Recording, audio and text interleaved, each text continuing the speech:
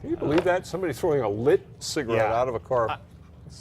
Yeah, and we're at a Beyond third of where we should be precip-wise in the city. So this is going to be a big issue until we get some significant rainfall. All right. And by the way, today, as they're getting everything ready at Alameda, there's a ton of construction there right now, which is very exciting. Hoping they get that out of the way before they start the sale. Now, here's a look at what's going on downtown Albuquerque. Largely clear skies out there. We have a couple clouds streaming their way across, but nothing that's causing any sort of major league issues at this point. And we take another look here across I-25 up toward La Bajada, where we have a few clouds sliding over the Sangre de Cristo Mountains.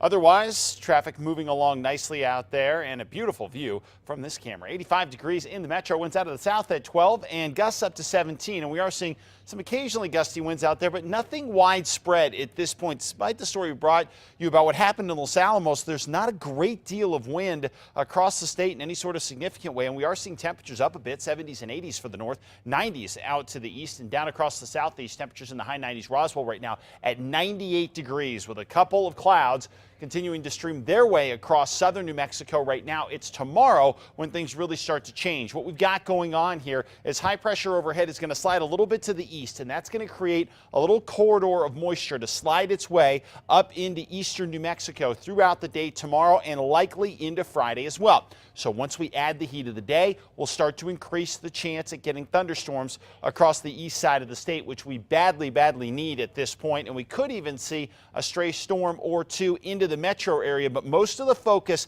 especially tomorrow, will be across extreme eastern New Mexico. Now by Friday, that moisture will try to bank up against the central mountain chain, and as it does, that could eventually squeeze a storm in our direction. And because of the way things are setting up in the atmosphere, there is a possibility of grabbing some hail out of these storms, some occasionally gusty winds, frequent lightning, and hopefully some heavy rain as well. And we'll keep you posted on exactly how severe this gets, but it is possible to see some severe thunderstorms out of this particular setup. I don't think we're talking about tornadoes here, and even if we were, we'd be talking about much weaker tornadoes than what we've seen in the Midwest around Oklahoma. 70s and 80s around southern Colorado, mostly sunny skies, southwest winds 10 to 20 miles an hour. Nice day tomorrow and the next 5 or so. Northwest looks quiet.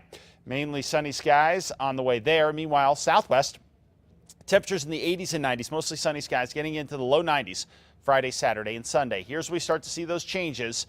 A couple of storms possible tomorrow, and then Friday into Saturday, more scattered thunderstorms. And again, we could see some of these storms occasionally go severe, although we're not expecting a widespread outbreak of major league severe weather. So I wouldn't worry too much about that, but just pay attention to how far west this moisture goes, and we could use it even into the northern mountains, where tomorrow we're going to see temperatures in the 70s and 80s. Out to the east mountains, temperatures in the 80s with wind gusts up to 35. And finally right here in the metro, low 90s for tomorrow, wind gusts up to 35 miles an hour as well. Extended forecast, we cool a bit in toward the weekend. Thank you, Mark.